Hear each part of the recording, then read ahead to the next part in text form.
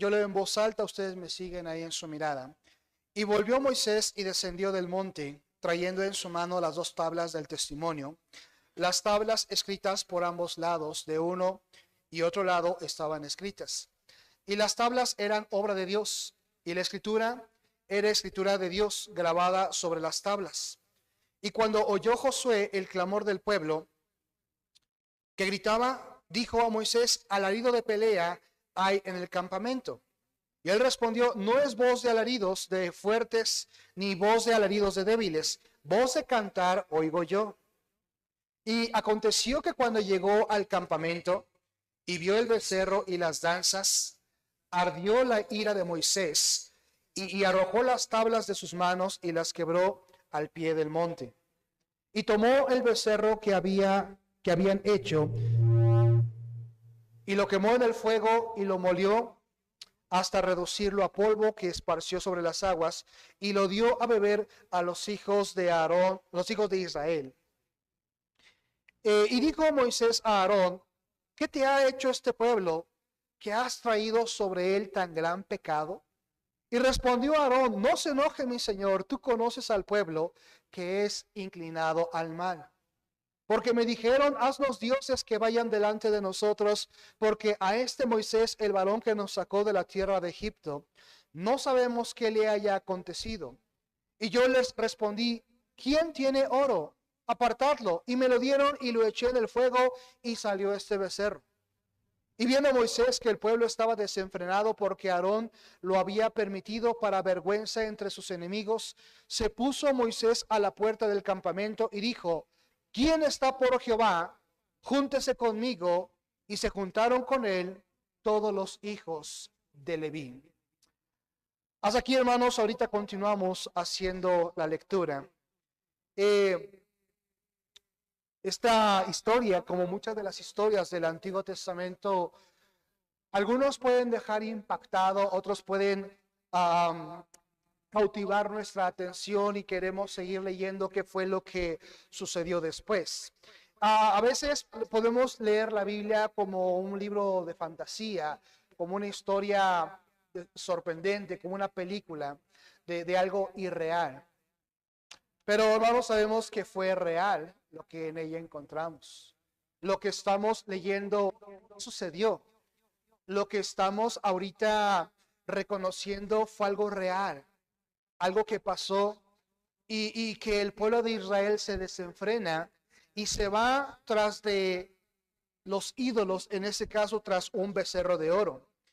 Y eso no es lo más impactante, sino lo que menciona después. En el versículo 27 les dijo: así ha dicho Jehová, el Dios de Israel, poned cada uno su espada sobre su muslo, y pasad y volved de puerta a puerta por el campamento, y matad cada uno a su hermano, y a su amigo, y a su pariente. Mira, Moisés le está diciendo a los levitas: tomen su espada, pónganla en su muslo, y regresen al campamento, y maten a cada uno de los varones. No importa que sea tu pariente, no importa que sea tu primo, no importa que sea a lo mejor tu abuelo, no importa que a lo mejor sea tu yerno, no importa que sea tu suegro, tienes que matarlo. Dice: y los hijos de Leví lo hicieron, versículo 28, conforme al dicho de Moisés, y cayeron del pueblo en aquel día como 3,000 hombres. Entonces Moisés dijo: hoy os habéis consagrado a Jehová, pues cada uno se ha consagrado a su hijo y en su hermano, para que él dé bendición hoy sobre vosotros. ¿A quién está diciendo Moisés esto? A los levitas, que obedecieron, que se pararon por el Señor y dijeron: vamos a obedecer y vamos a matar a nuestro prójimo, a nuestro pariente, a nuestro amigo, a nuestro vecino. Dios le está diciendo a los levitas: ustedes, levitas, Dios está con ustedes. Dios va a multiplicar su descendencia. Dios será consagrado, dice, se ha consagrado en su hijo, en su hermano, para que él dé bendición sobre ustedes, levitas. Entonces Moisés dijo: hoy os habéis consagrado a Jehová, Perdón, versículo 30, y aconteció que el día siguiente dijo Moisés al pueblo, vosotros habéis cometido un gran pecado, pero yo subiré ahora a Jehová, quizá le aplacaré acerca de vuestro pecado. Moisés está diciendo, ustedes levitas serán benditos por haber obedecido y literalmente por haber dado muerte a su prójimo. Y al pueblo Dios, Moisés le dice, ustedes cometieron un grave pecado. Voy a subir a la presencia de Dios a ver si la ira de Dios se aplaca y les perdona por este grave pecado que ustedes cometieron. Ahora nosotros al leer esta historia, que Dios fue injusto, como que Dios fue muy duro, como que Dios fue muy estricto al decidir dar muerte a los varones que mataron al becerro de oro. Y pudiéramos decir que Dios tan exagerado, que Dios tan fuerte que mandó matar a su propio pueblo porque decidió adorar un becerro de oro, porque se desvió, porque se enfrió, porque se apartó pues por unas cuantas horas, en lugar de seguir adorando al Dios del cielo. Y pudiéramos mucho decir que Dios tan estricto, que Dios tan implacable, tan poco entendido, tan intolerante, que dijo, mátenlos. Y hermanos, es que realmente no hemos terminado de conocer la naturaleza de Dios. Cómo Dios se aira contra el pecado. Cómo Dios se molesta contra la maldad, principalmente contra la idolatría. Los días jueves estamos haciendo un estudio de Romanos. Estuvimos estudiando el capítulo 1 de Romanos y vemos cómo por causa de la idolatría Dios entregó la humanidad a pecados blasfemos, homosexualismo, lesbianismo, perversidad por causa de la idolatría. Vivimos época donde nuestras naciones están dadas a la idolatría, dadas a adorar falsos ídolos, dadas a poner otra cosa en mi corazón antes que Dios, deporte, actores, deportistas, cine, cualquier otra cosa que en mi corazón esté antes que Dios es un ídolo. Y podemos decir que Dios fue como que muy estricto al decirle a Moisés, mata a aquellos que adoraron al becerro de oro. Pero así, hermanos, como Dios es justo, es amor, sí, pero también es un juez justo. Así Dios quiere que nosotros como cristianos nos conduzcamos en la vida de una manera estricta si queremos su agrado y su bendición. Y para que nosotros podamos tener una buena vida, una vida agradable a Dios, no al hombre, necesitamos llevar una vida, estrictamente hablando, obediente a Él. Por lo tanto, necesitamos hoy día iglesias estrictas en la palabra de Dios. Estrictas que enseñen las normas, los estatutos de lo que Dios espera de ti y de mí, y de lo que Dios dice, si tú lo haces, bendición tendrás. No lo haces, atente a las consecuencias. Hoy día, hermanos, el evangelio se ha malbaratado. El evangelio se da casi en cualquier congregación donde quieren predicar la palabra de Dios, pero no es más que una doctrina superficial, una doctrina subjetiva, una doctrina donde no hay la palabra de Dios enseñada estrictamente hablando. La gente tiene comezón de oír, pero no quiere oír la verdad.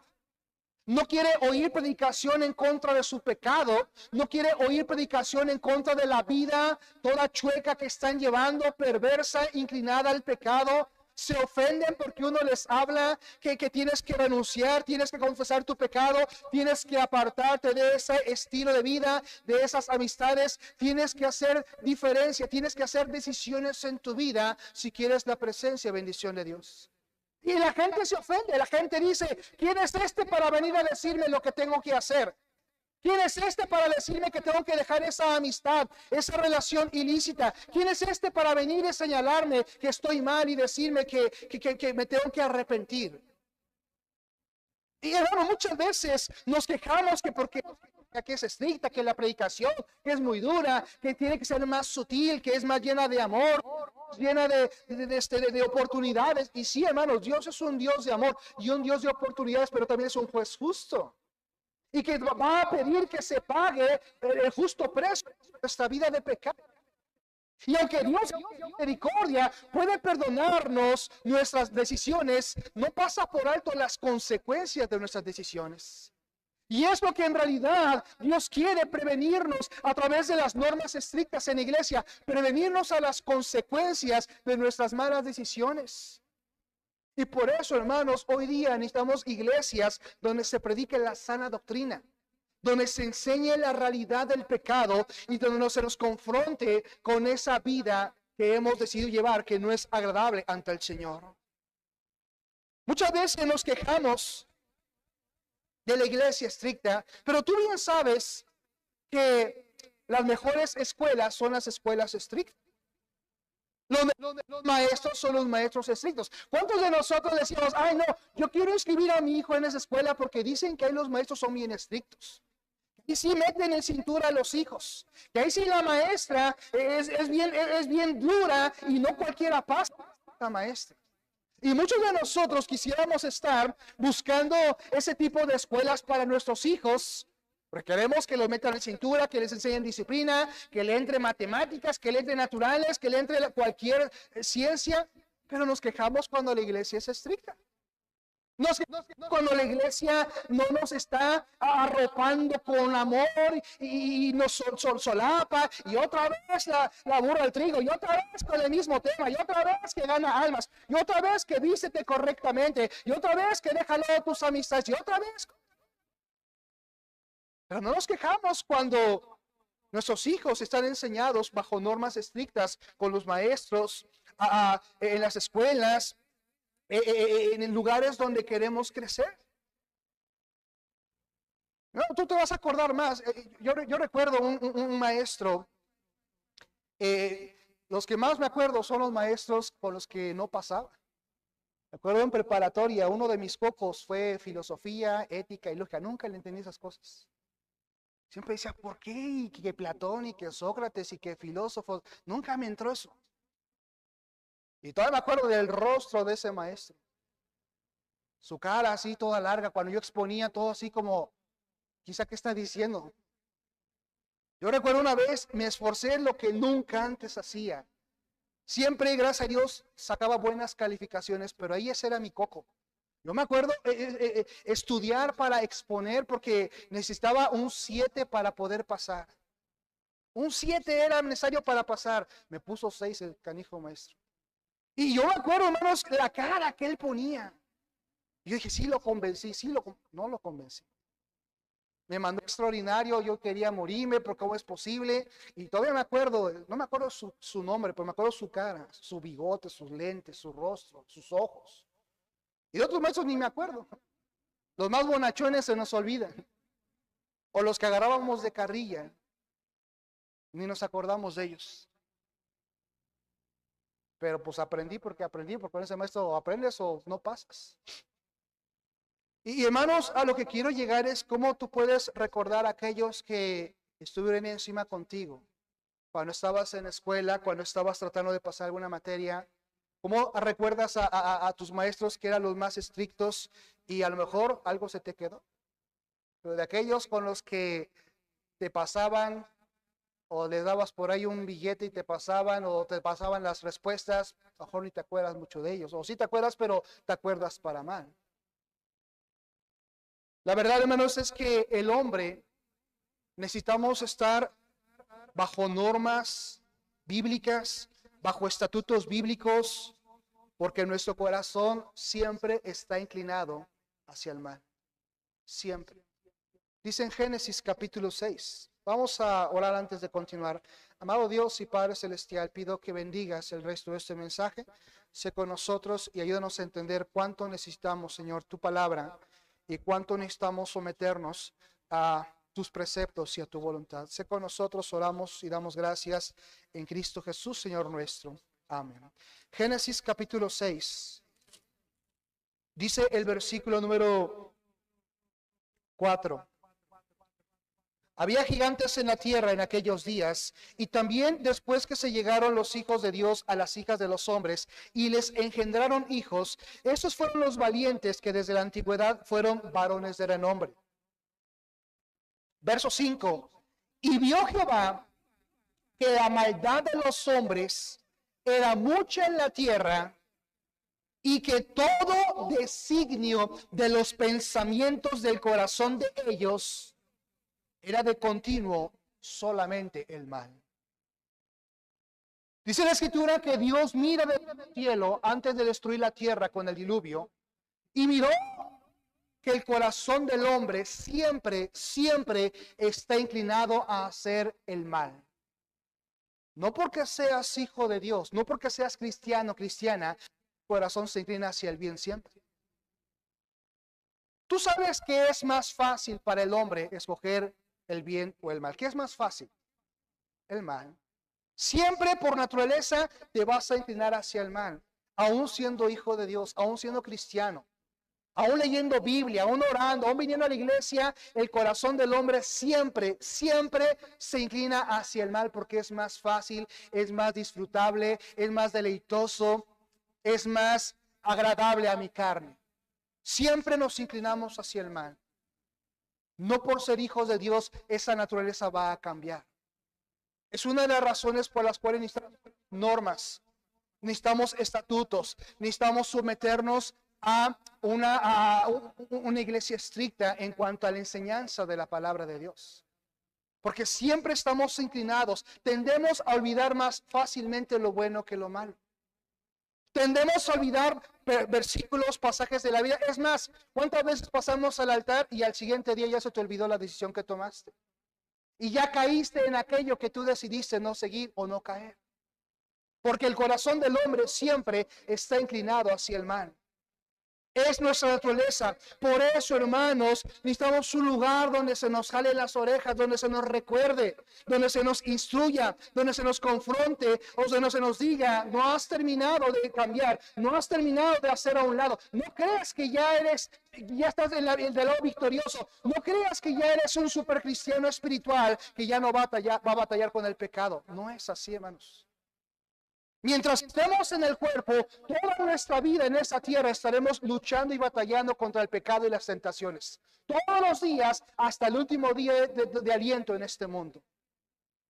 Y es algo que olvidamos. Porque venimos a la iglesia, porque creemos que ya tomamos decisiones, porque ya nos consagramos a Dios, ya creemos que de ahí en adelante todo color de rosa, ya no voy a batallar, ya voy a ser permisible con cosas que veo, que oigo, que palpo y que yo sé no son agradables a Dios, porque yo soy bien espiritual y yo voy a poder decir no al pecado, no a las tentaciones. Ya me siento súper cristiano y me doy el permiso de pecar. Diciendo no voy a ceder, no voy a caer, no pasa nada. Por eso, hermanos, necesitamos un lugar donde entendemos y aprendemos cuál es la diferencia, a discernir. Ese es el problema de muchos cristianos, no disciernen el bien del mal. No alcanzan a mirar que ciertos ambientes, ciertas amistades, ciertos lugares me inclinan al pecado. Ciertas relaciones de amistad, es más, aún familiares, tristemente, me inclinan al pecado. Es que es mi tío, es que es mi papá, es mi mamá. Pero tú sabes que si no tiene normas bíblicas no te va a beneficiar si tú estás constantemente relacionándote con esas personas no cristianas. Aún siendo tu familia en la carne. Ahora no estoy diciendo que los odies y digas, pecador, mi papá, pecadora, madre, te vas a ir al infierno, no. Pero tú sabes que si estás acostumbrado, habituado a pasar tiempo con gente que no tiene normas cristianas, tarde o temprano vas a ceder y vas a terminar haciendo las cosas que ellos hacen. Porque el corazón del hombre siempre está inclinado hacia el mal. Siempre. Tú puedes llegar a la cima de la vida espiritual y es una muestra de que ya vas a permanecer ahí toda la vida. Y tú descuidas tu vida, tu comunión, tu venir a la iglesia, leer la Biblia, orar, servir a Dios. Esas normas van a empezar a decaer y vas a volver a caer en lo mismo de lo cual un día Cristo te rescató. Y así está la vida de muchos cristianos, como un ciclo espiritual. Miren Ezequiel capítulo 44. Ezequiel capítulo 44. Necesitamos, hermanos, constantemente ser recordados nuestra naturaleza. ¿Cuál es nuestra naturaleza? Caída. ¿Cuál es nuestra naturaleza? Pecaminosa. ¿Cuál es nuestra naturaleza? Inclinada hacia el mal. Esa es la naturaleza tuya y mía.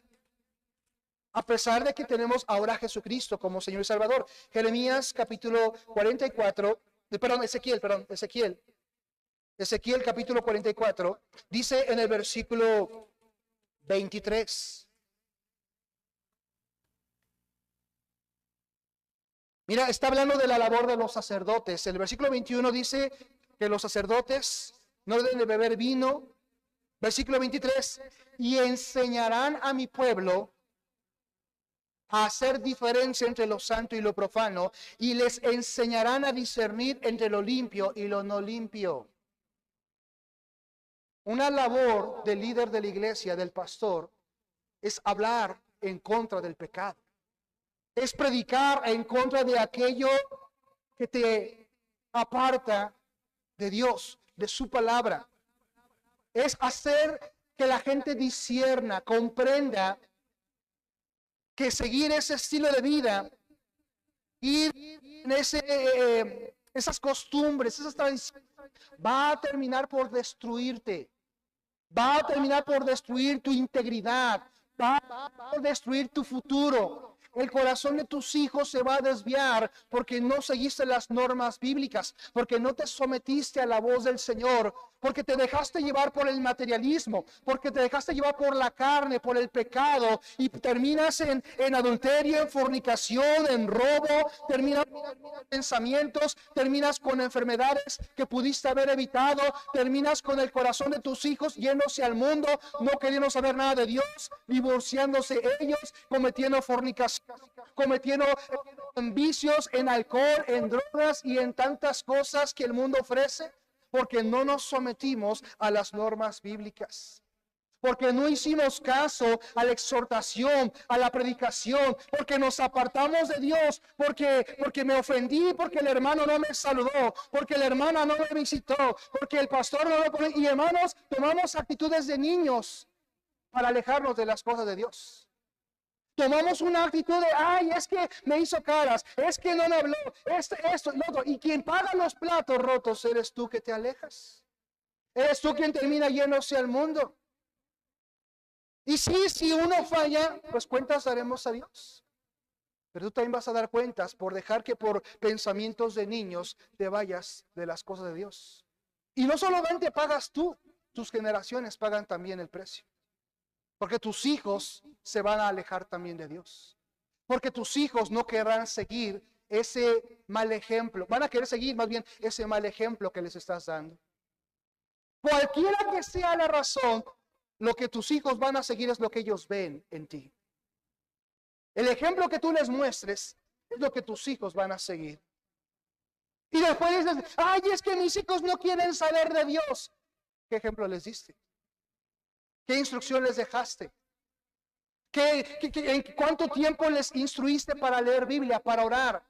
O les decías, hijo, vete a la iglesia, hija, vete a la iglesia porque tú necesitas de Dios, y tú te quedabas ahí en casa. Querías que ellos se acercaran a Dios, pero tú no te acercabas a Dios. Que porque la predicación, que porque es mucho tiempo, que porque es aburrido, y un sinfín de pretextos ponemos cuando realmente en nuestro corazón no quiere seguir la voz de Dios. Yo recuerdo hace años, todavía no estaba el techo aquí en la iglesia. Estaba en obra negra el auditorio. Visitaba una familia que cada vez que le visitaba ponía pretextos. Pues ahí uno de los miembros, que no vamos que por el sol, porque no estaba el techo, daba el sol, poníamos unas lonas azules, estaban todas rotas. Que no vamos que porque la tierra, que no vamos que porque el clima a veces se mete el frío, que no, que por esto y el otro. Y donde le dije, mire, ya estamos poniendo lonas para que no le dé el sol. Si viene, lo vamos a tratar de acomodar en un lugar donde está en la lona y no le dé el sol. Ese día no sé por qué llovió, se vino un tormentón. Cuando se venía el tormentón, se hacía lodo, pero también se hacían bolsas de agua. Y pues la familia vino ese día y se sentó abajo de una bolsa de agua. Ya te imaginarás lo que pasó. Y después dijo, ya no voy porque me cae el agua en la cabeza. Se reventó una bolsa y todo los empapó. Yo no lo vi, me contaron, pues yo estaba en la clase, y así como que dentro de uno decía, qué bueno, no es cierto. Hermanos, nos quejamos de todo. Que porque las bancas están incómodas, que porque está muy separada la madera. Ok, ya se arreglaron. Y todavía seguimos poniendo pretextos. Que porque no están acoginadas, y ahora vas a buscar cualquier cosa. Y hermanos, no es lo que buscas el problema es esto. Tu corazón es el problema. Tu corazón no quiere estar en paz con Dios. Tu corazón no quiere reconocer que hay pecado que no quieres entregar y no quieres reconocer. Es como cuando tienes una herida abierta y estás ahí, o te estás quitando la costra. No permites que sane y estás ahí con el dedo nada más lastimándote.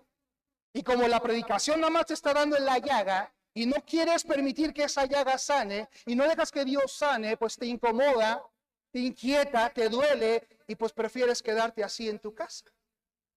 Porque no quieres entregar ese pecado al Señor. Prefieres seguir disfrutando, prefieres seguir deleitándote en lugar de ponerte a cuentas con el Señor. En lugar de reconocer que es algo que necesitas, que necesito. ¿Por qué disciplinas a tus hijos? ¿Por gusto? ¿Por qué los castigas? ¿Porque te agrada, pero que no te agrade? ¿O porque lo necesitan? ¿O porque sabes que necesitan ser corregidos, instruidos? Mira, el niño no entiende de razones, quiere subirse a la azotea, quiere agarrar el agua caliente, quiere meter los dedos en el contacto, quiere hacer cualquier cosa que no sabe le van a dañar. Y tú dices, no, no, no. El niño no entiende de razones, el niño tiene que aprender a obedecer. Hay muchas cosas que tú y yo no las entendemos. Y Dios dice, no, no, no. Y tú, ¿por qué? No me parece. ¿Y por qué yo, Señor? ¿Y por qué a mí? Y no te parece. Y la realidad, hermanos, es que hay muchas cosas que no tenemos que entenderlas, simplemente tenemos que obedecerlas. Si Dios dice no, es porque Él sabe que es algo que te puede causar un daño a tu vida. Si Dios te dice sí, es porque Él sabe que es un beneficio para tu vida.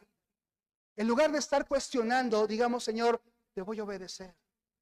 No entiendo por qué, no sé, no comprendo. Pero sé que todo lo que tú me pidas que haga será para mi bien y el de mi familia.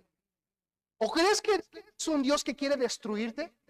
¿Crees que es un Dios que quiere que le vaya mal a tus generaciones? ¿Crees que es un Dios que quiere hacerte pasar las de Caín nada más porque se le dio la gana? Entonces no sería un Dios de amor, no sería un juez justo, no sería un Dios que está por encima de misericordioso.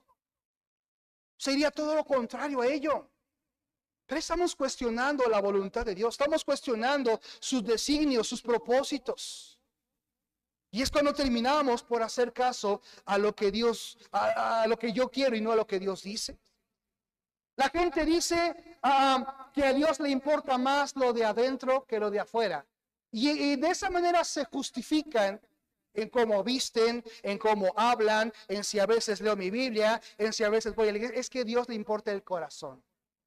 Y como a Dios le importa el corazón, no importa mi apariencia, no importa si a veces leo Biblia, a veces oro, sigo siendo hijo de Dios porque Dios es amor y misericordioso. Y la gente se justifica con eso, de que a Dios le importa más lo de afuera, lo de adentro, perdón, que lo de afuera. Pero mira lo que dice en Marcos capítulo 7. Marcos en el capítulo 7, versículo número 21.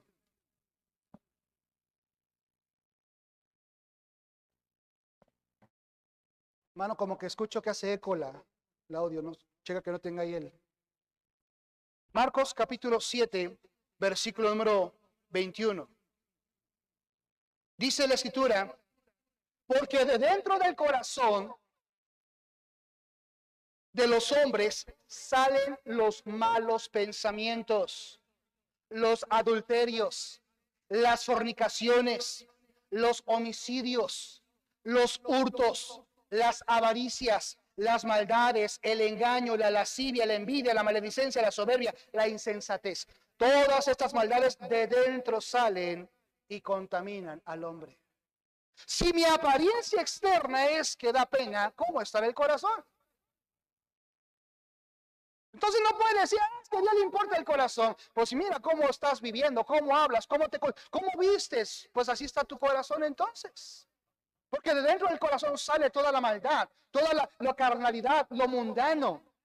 Toda esa manera de seguir, de esas tendencias, lo que quieres buscar, lo que ves en el internet, la manera en cómo te conduces, cómo hablas, cómo vives, es porque es lo que hay en tu corazón. Y eso es lo que tu corazón se está inclinando primeramente y lo está reflejando con tu manera externa de vivir. Ahora, yo sé, podemos hipócritamente aparentar algo que no somos también. Pero es más descarado cuando estamos diciendo es que a Dios le importa lo que hay dentro y no lo que está afuera. Nuestra manera de vivir, de conducirnos y vestirnos nos delata cómo está el corazón, porque es lo que en realidad hay. No podemos aparentar un corazón limpio si nuestro carácter, conducta o imagen no da ese testimonio. Por ello, hermanos, debemos de practicar la separación del mundo. No por gusto, no porque me llena mi carne, sino porque Dios lo ordena. Primera de Juan 2:15, no améis al mundo ni las cosas que están en el mundo. Si alguno ama el mundo, el amor del Padre no está en él. Pero andamos tras del mundo.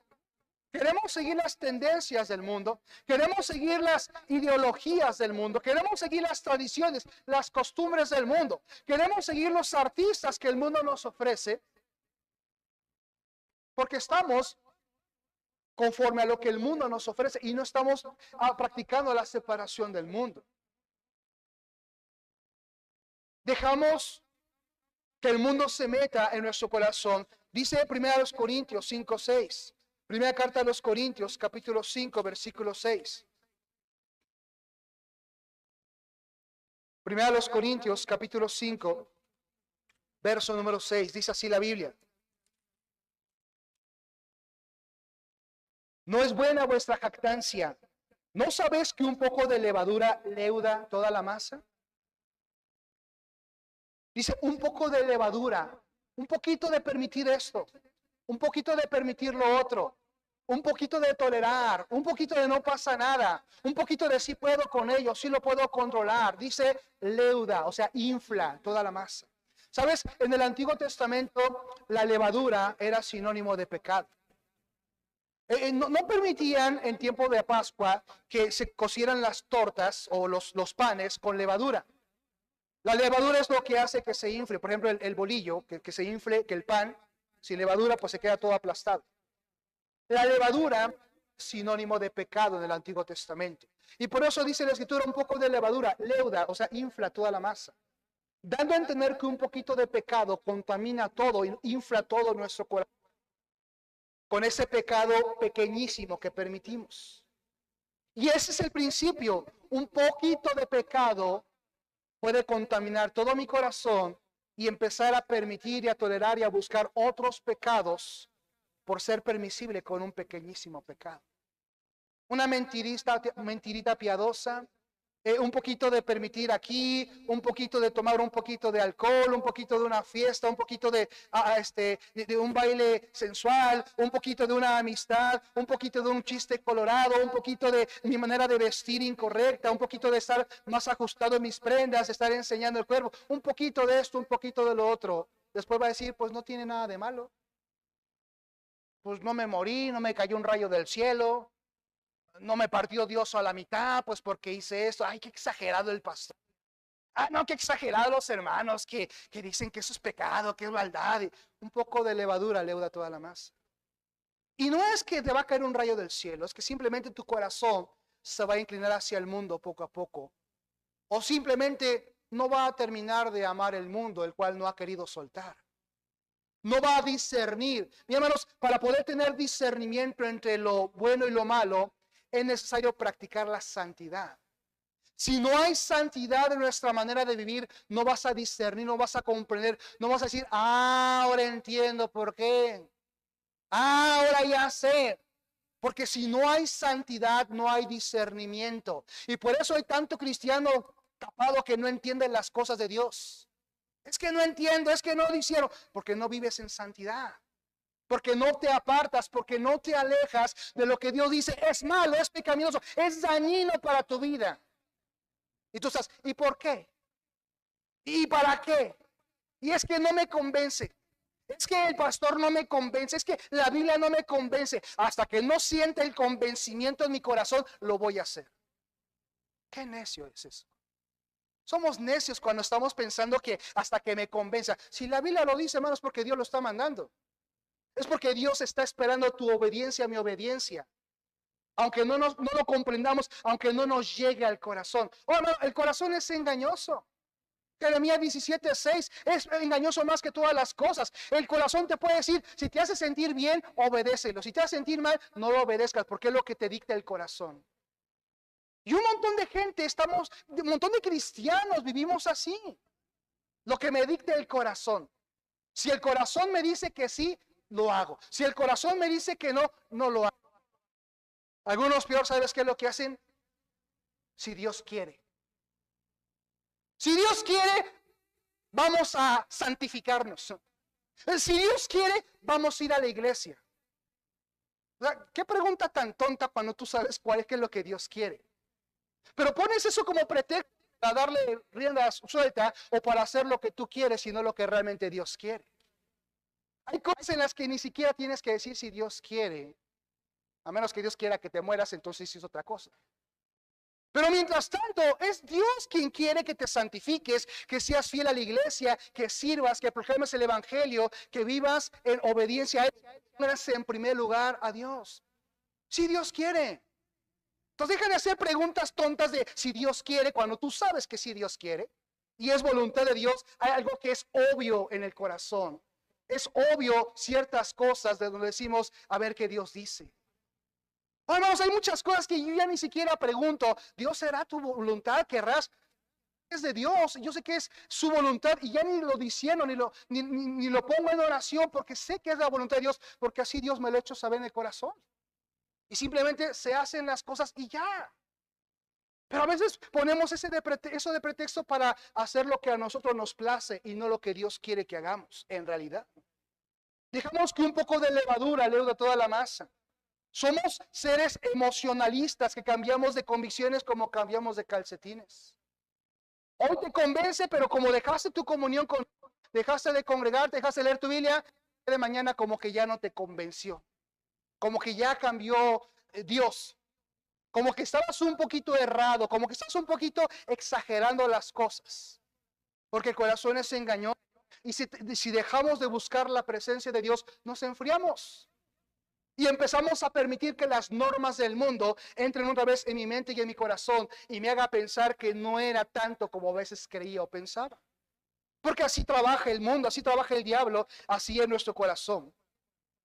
¿Qué clase de futuro quieres para tus hijos?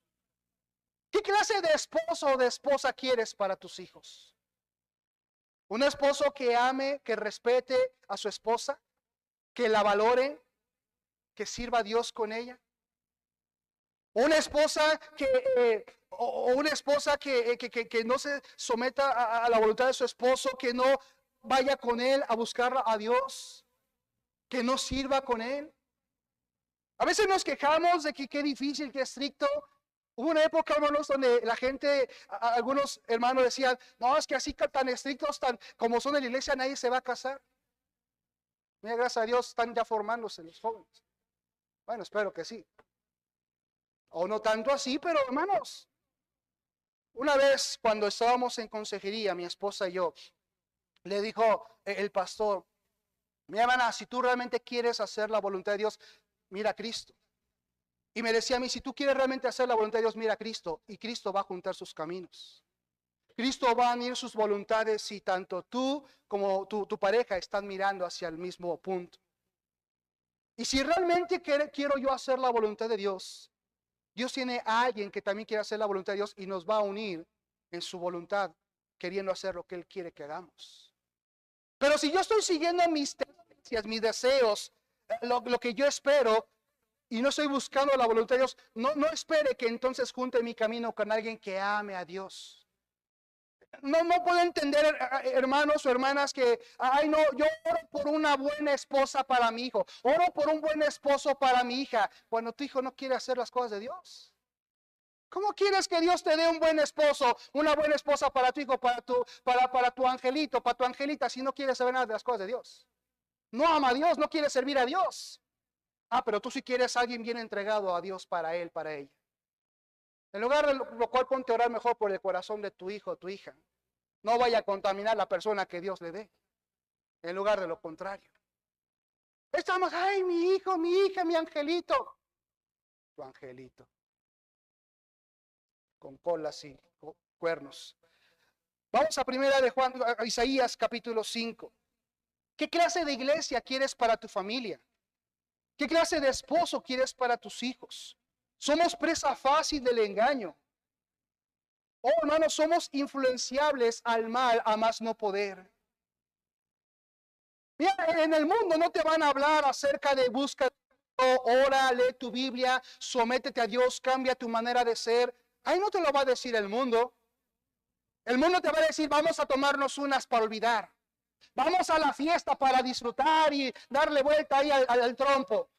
El mundo te va a decir, vamos a fumar para que se nos relajemos y para que hagamos amor y paz y nos sintamos como que vamos en el mundo. El mundo te va a buscar un sinfín de cosas para hacerte sentir bien. Y tú sabes que nada de eso llena tu corazón. Y tú sabes que nada de eso va a terminar por convencerte de que es lo que necesitas. Es en la iglesia donde se te va a hablar del pecado, del perdón, de orar a Dios, de leer tu Biblia, de ganar almas, de alejarte de los vicios, de dejar las malas amistades, de dejar las cosas perezosas, de servir al Señor, de buscar convicciones. Es en la iglesia donde mayormente se te va a hablar de eso. Isaías capítulo 5. Isaías capítulo 5.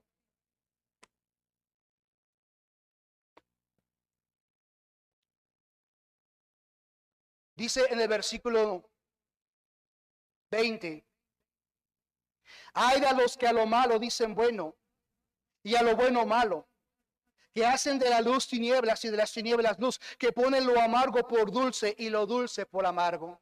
Hay de los sabios en sus propios ojos y de los que son prudentes delante de sí mismos.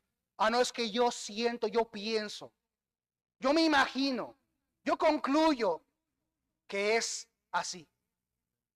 Yo creo que lo mejor es que ya lo pensé, ya lo medité, ya lo analicé y concluyo que esta es la mejor decisión. Y nunca consultaste a Dios.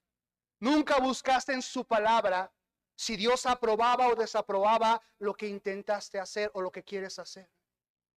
Concluyes que en tus pensamientos, en tus designios, en tu experiencia toda chueca, en tu sabiduría, sabrás lo que es mejor, lo que mejor les conviene.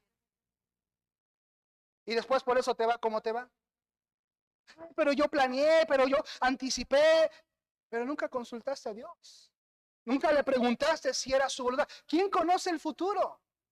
¿Quién sabe cómo te va a ir en la vida? ¿No es Él? ¿No es Dios? Entonces, ¿por qué dejamos de consultarle? ¿Por qué dejamos de buscarle cuando se trata de tomar una buena decisión en la vida? Hacemos a Dios, ¿no? Decidimos hacer lo que nos place y después, ay Diosito, ayúdame. Y Dios dice, tú te desviaste, ahora quieres que vaya y te corrija todas tus decisiones chuecas. Pero Dios en su misericordia ahí está, ayudándonos, procurándonos, trayéndonos al redil una vez más. Y como vele otra vez a brincarse el redil, a salirse del redil. Y ahí está Dios otra vez yendo por nosotros, trayéndonos al redil, pero ya con una pata chueca, ya con un ojo tuerto, ya con problemas de desnutrición, ya con unos raspones, porque el pecado cobra fuertes facturas a nuestras vidas. Y aunque Dios es misericordioso y Dios te perdona y te restaura, tu vida ya no es igual. No es lo mismo andar corriendo como una oveja con las cuatro patas que andar ya cojita para toda la vida. No es lo mismo tener tus ojos a tener uno nada más, andar ya tuerto. Me refiero espiritualmente hablando en la vida.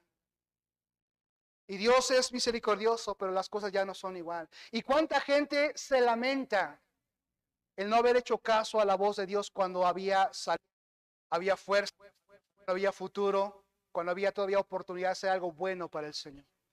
¿Por qué no hice caso? ¿Por qué no escuché? ¿Por qué no? ¿Por qué me alejé? ¿Por qué dejé que me endureciera? ¿Por qué esto? ¿Por qué lo otro? Cuando ya el tiempo ha pasado. Dios es misericordioso y es un Dios de oportunidades, ciertamente. Y gloria a Dios por ello. Pero hermanos, las cosas ya no vuelven a ser igual. Y después tenemos que batallar otra vez contra lo mismo. Aarón, miren, vamos a regresar a Éxodo 32. Éxodo 32. Vemos el pasaje una vez más donde el pueblo de Israel se desenfrenó y cayó en pecado. Aquí la palabra desenfreno, algunos estudiantes de la palabra de Dios dicen que se refería a una fiesta de orgías, una fiesta de vicios, que era una fiesta sin control. Cuando dice aquí en el versículo, déjame ver dónde está, 17, que dice que escuchaban alarido de pelea,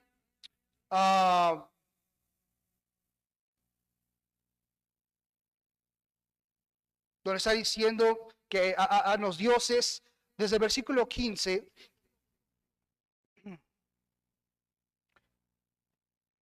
más adelante dice que el pueblo empezó a alabar al becerro de oro, que empezó a irse tras del desenfreno de su corazón.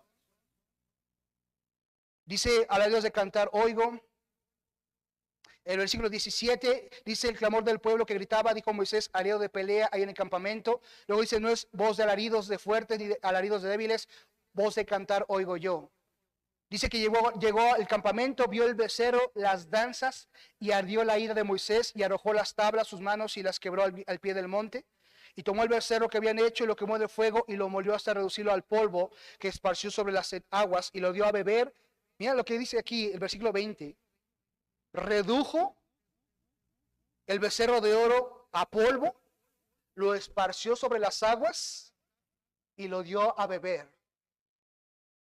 Decía Moisés, ¿quieren tener oro? Pues ahora van a tener oro hasta adentro. Y la gente bebió el agua mezclada con oro. Yo no sé qué habrá causado eso en su organismo, pero fue lo que hizo Moisés. Y eran más caros los israelitas, con tanto oro en su interior. Y aconteció, dice versículo 21, y dijo Moisés a Aarón, ¿qué te ha hecho este pueblo que has traído sobre él tan gran pecado? Y respondió Aarón, no se enoje mi señor, tú conoces el pueblo que es inclinado al mal. Ya está diciendo, es inclinado al mal. Y respondió Aarón, perdón, porque me dijeron, haznos dioses que vayan delante de nosotros, porque a este Moisés, el varón que nos sacó de la tierra de Egipto, no sabemos qué le haya acontecido. Aarón, quien era el asistente, se quedó a cargo del pueblo. Sube Moisés con Josué a recibir las piedras de la ley y se queda ahí Aarón. Y el pueblo empieza a decirle, hey Aarón, a lo mejor ese Moisés ya se murió, mejor haznos un nuevo Dios.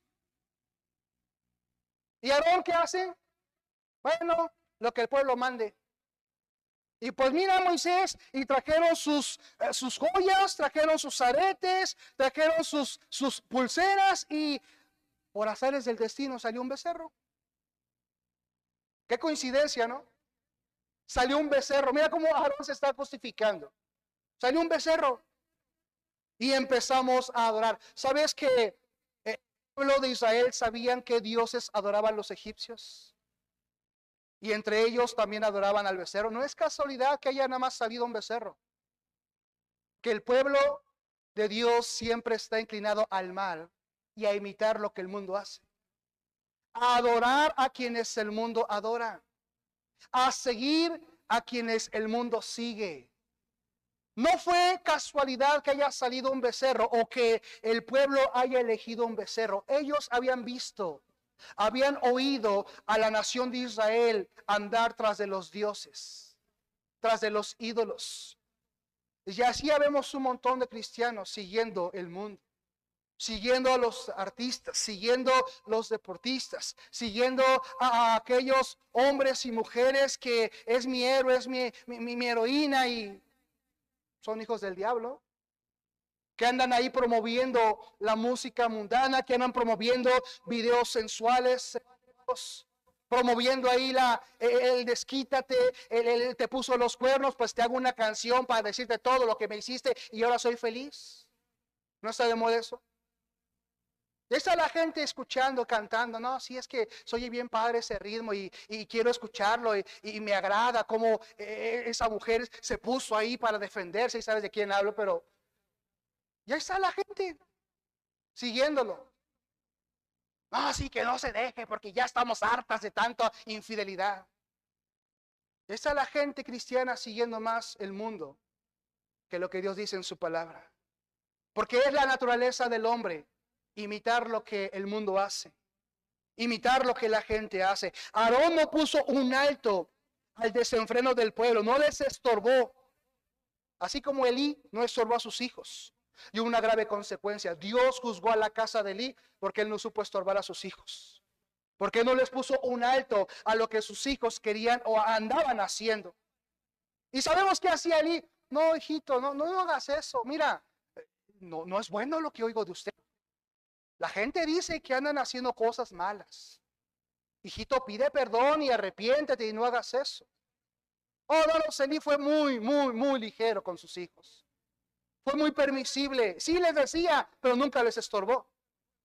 Y vemos que Dios trajo juicio a la casa de Elí, no por el pecado de Elí, sino por el pecado de sus hijos y porque Elí no supo estorbar. ¿Cuántos padres pueden ser juzgados por el pecado de sus hijos porque sus padres no supieron estorbar? Porque los padres no pusieron un alto a lo que sus hijos andaban haciendo. Y después los padres son juzgados porque no supieron pararse por el Señor. Ya están los hijos disfrutando del pecado y los padres pagando el precio. Porque no supieron poner un alto al pecado de sus hijos. Ya están los padres enfermos, ahí están los padres muriéndose, ahí están los padres pasando las de Caín, ahí están los padres pasando adversidades porque no supieron poner un alto a sus hijos. No les estorbaron. No se pusieron ahí enfrente diciendo, tú sigues con esta vida, no vuelves a entrar en esta casa. No vuelves a seguir, no vuelves a llamarte hijo mío mientras tú sigas teniendo ese estilo de vida. No, pastor, es que usted no entiende el corazón de madre, el corazón de padre. No, el que no entiende es Dios. Que cambias a tus hijos por Él. Que cambias sus preceptos por hacer tu voluntad y no su voluntad. Y después están ahí las consecuencias de no haber puesto en primer lugar a Dios en tu vida, que es quien te da todo, aún los hijos que tienes. Y Dios puede aún quitarte esos hijos que están siendo un estorbo para tu vida espiritual. Es lo que no entiendes. Es lo que no entiendes, que a Dios tienes que amarlo por encima de todos y de todo. Porque es el primer mandamiento. Amarás a Jehová tu Dios con todo tu corazón y con todas tus fuerzas.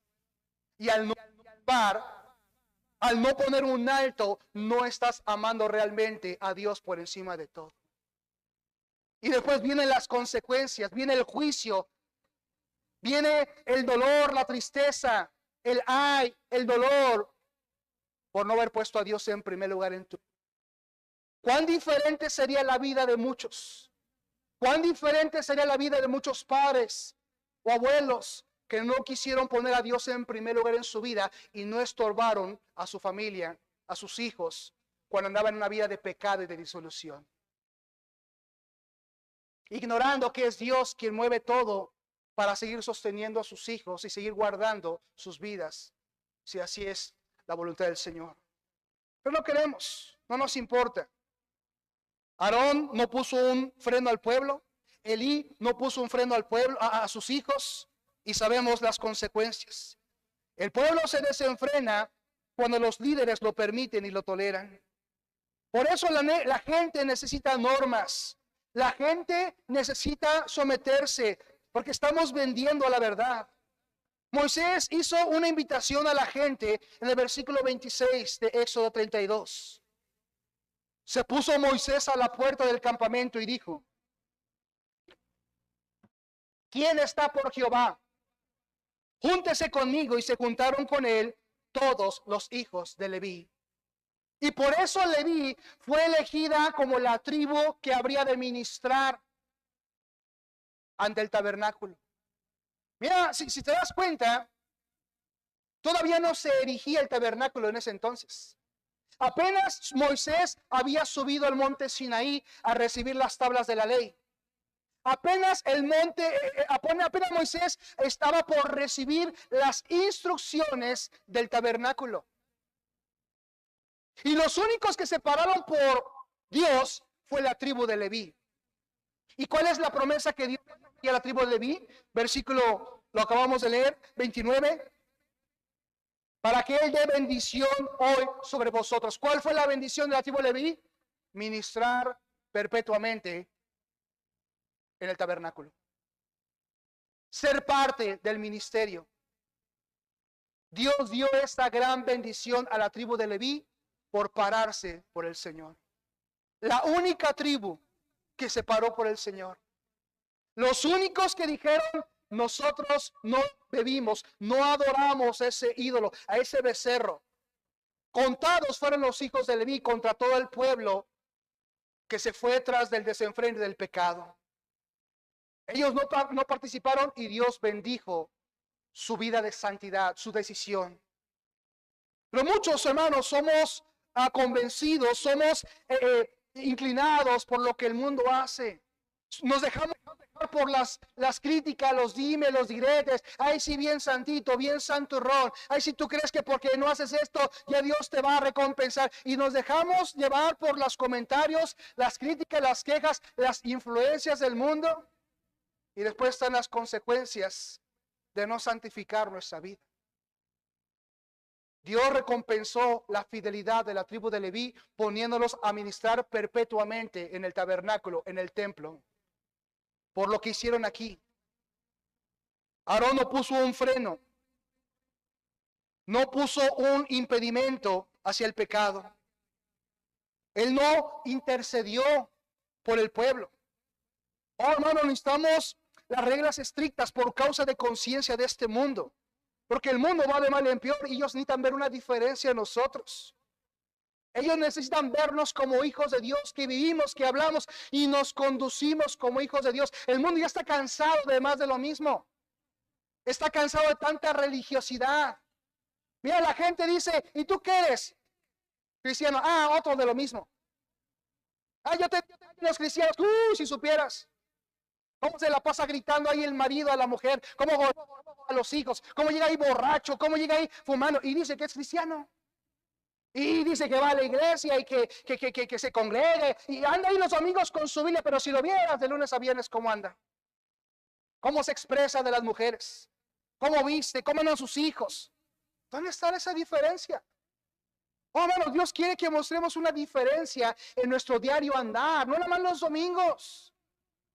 Dios no quiere que nada más los domingos vengas con tus faldas largas, hermana, sino que tú te conduzcas, te habitúes cada día como una cristiana temerosa de Dios, como una cristiana que ama la santidad y la vida que Dios quiere para ti y para tus hijas.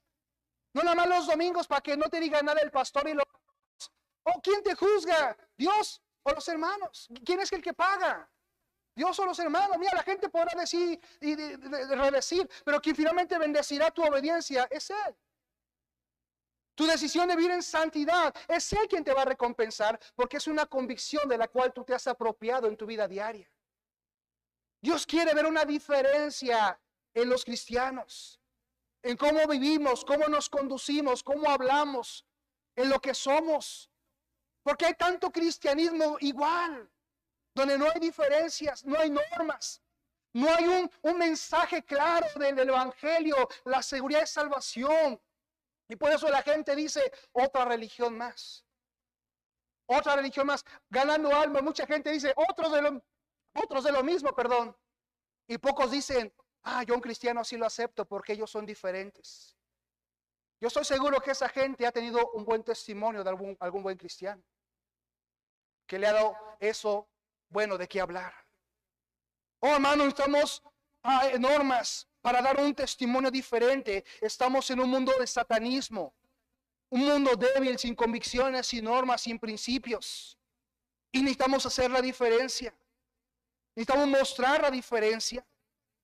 Dios sigue siendo estricto en su carácter, lo acabamos de leer. Dios no ha cambiado en su naturaleza. Es la gracia la que nos permite seguir viviendo. Es la gracia la que nos permite seguir congregándonos muy a pesar de cómo vivimos. Pero no es que Dios haya cambiado en su mentalidad, no es que Dios haya cambiado en su naturaleza. El mismo Dios que se airó contra el pueblo de Israel por el becerro es el mismo Dios al cual tú y yo adoramos. Es Cristo y su gracia y su muerte en la cruz la que detiene la ira de Dios para que caiga sobre nosotros. Pero Dios sigue airado contra el impío todos los días. Y Él espera que nuestra vida sea distinta, diferente. Y demos un testimonio diferente por su causa, por las almas, para que no sigamos abusando de la gracia de Cristo, que es lo que muchos hacemos. Abusamos de su misericordia, abusamos de su segunda, tercera, cuarta, quinta oportunidad que Él nos da. Y tenemos en poco y pisoteamos la sangre de Cristo, que fue derramada para seguir Dios, no soportando nuestro pecado, nuestra vida, porque fue la sangre de Cristo la que ha cubierto esa multitud de pecados. Pero ¿cómo valoramos la sangre de Cristo derramada en la cruz? ¿Cómo valoramos lo que Él hizo por nosotros para que la noche de Dios no caiga como cayó con el pueblo de Dios, como cayó con Coré, como cayó con esos hombres que en tiempos del Antiguo Testamento sufrieron la ira de Dios, como esos profetas de Baal? Eso es lo que detiene nada más, es lo que hace la diferencia. Pero Dios sigue siendo el mismo Dios airado contra el pecado. Dios castiga el pecado y la maldad del corazón del hombre. Sí, su misericordia es grande, pero llegará un momento en que traerá un juicio si no cambiamos nuestra manera de vivir, de pensar y de actuar. Terminamos con Proverbios capítulo 16. Proverbios capítulo 16.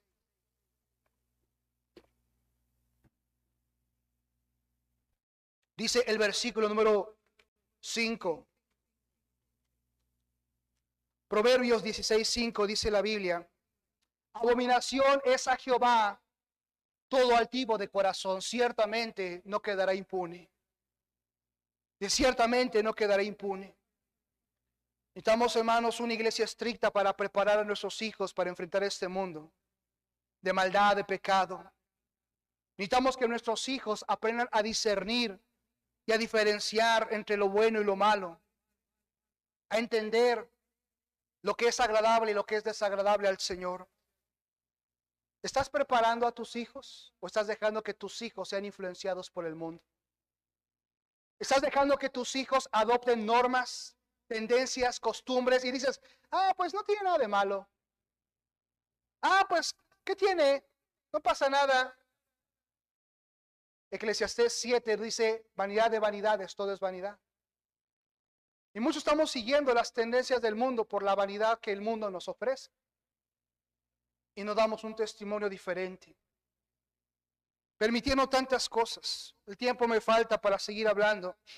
Pero hermano, necesitamos que a través de la iglesia Dios nos recuerde que Él nos quiere santos y apartados en todo tiempo.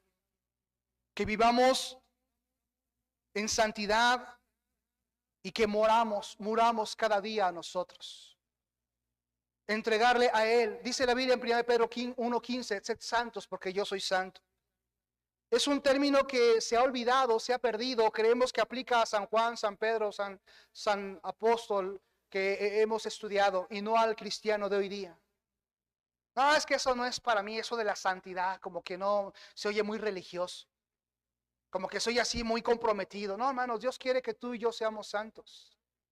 Dios quiere que tú y yo practiquemos la santidad. Mira, termino con Apocalipsis capítulo 22. Apocalipsis capítulo 22. Mira, si tú has conocido a Cristo como tu Señor y Salvador, eres santo ante sus ojos por la sangre de Cristo. Y ahora Él quiere que tú practiques una vida de santidad. Versículo 11 de Apocalipsis 22. El que es injusto, sea injusto todavía. Y el que es inmundo, sea inmundo todavía. El que es justo, practique la justicia todavía. Y el que es santo, santifíquese todavía. Su voluntad es que practiquemos la santidad hasta el último día de nuestra vida. No porque eres cristiano redimido por la sangre de Cristo, ya tienes la libertad de hacer lo que te plazca y lo que quieras con tu vida. Si has sido santificado por su sangre, Él quiere que te santifiques en tu diario andar, en tu diario vivir, para testimonio de Él y para que más gente venga a los pies de Cristo. ¿Qué eres ante sus ojos, santo o inmundo? Si eres santo, practica la santidad. Si eres inmundo, ven a los pies de Cristo, arrepiéntete y comienza a practicar la vida de santidad, para que sigamos la norma bíblica que Dios quiere que seamos, que sigamos y demos un testimonio diferente a este mundo. Vamos a orar. Amado Dios y Padre Celestial, bendito Señor, tú sabes todas las cosas que he querido expresar y tal vez no pude expresar debidamente. Mas Señor, yo confío en que sea tu Espíritu Santo el que muestre, el que transforme y el que cambie nuestras intenciones del corazón. Padre, tal vez cosas que no dije, pero tú quieres hacerlas ver, tráelas a nuestro corazón. Tal vez palabras que no salieron de mi corazón, pero que quieres tú, Señor, que estén en nuestro corazón, tráelas a nuestra memoria. Habla, Señor, a nuestra vida. Ayúdanos a dar gracias por iglesias que todavía predican la sana doctrina, que todavía predican acerca de santificarse y apartarse de este mundo, que todavía predican sobre mostrar un testimonio de vida diferente, que todavía quieren que nos sometamos a las normas bíblicas para agradarte, para bendición de nuestra familia, de nuestros seres queridos, de este mundo que el día de mañana estará más inmiscuido en pecado y en maldad. Necesitamos normas, necesitamos mandatos, necesitamos una iglesia estricta, Señor, que nos recuerde nuestra naturaleza. Pecadores salvos por tu gracia. Pero al final de cuentas, pecadores que necesitamos, Señor, de tu presencia cada día. Ayúdanos, Señor, a cambiar prioridades si tal vez en nuestro corazón no estás en el primer lugar. Tal vez te hemos cambiado al segundo o tercer lugar. Tal vez hemos dejado de santificarnos, de vivir en obediencia a tu voz, a tu palabra. Tal vez nos hemos llenado de soberbia, nos hemos llenado de malicia, de pensamientos humanistas, de creo, pienso, siento, me imagino, y no de tu palabra. Ayúdanos a someternos, a obedecer, Señor. A hacer a un lado lo que creo, lo que razono, y poner por delante tu mandato, tu palabra, Señor. Ayúdanos, Señor, a ser una iglesia que demos un testimonio diferente en nuestro diario andar y que la gente vea a Cristo en nosotros y no el mundo por cómo vivimos. Padre eterno, delante de tu presencia está nuestra vida, nuestro corazón. A ti no hay nada que podamos ocultar. Toma control de esta invitación a la luz de tu palabra y perdónanos, Señor, por no ser ese testimonio que tenemos que ser. En nombre de Jesucristo, Señor nuestro, lo pedimos y damos gracias por todo. Amén. Con ojos cerrados, cabeza inclinada, nadie mirando. Habrá alguien en esta tarde que dirá: pastor, no tengo la seguridad de mi salvación. No tengo la certeza de que al morir mi alma irá al cielo. Aquí está mi mano, ore por mí. Yo creo que con la Biblia me muestren cómo puedo ir al cielo al morir. ¿Habrá alguien así? Levante su mano, nadie está mirando. ¿Habrá alguien así?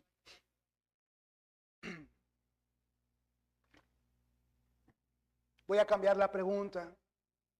Si hay algún hermano, alguna hermana que quisiera bautizarse, tenemos el agua también lista para poder bautizar. Si quieres ser obediente en este paso de fe, lo puedes hacer el día de hoy. Hermano, hermana, demos gracias a Dios porque Él todavía se preocupa de la vida espiritual a través de su palabra, a través de la exhortación. No nos gusta, a veces nos cala la predicación, a veces nos incomoda, pero gracias a Dios que Él todavía quiere hablarnos.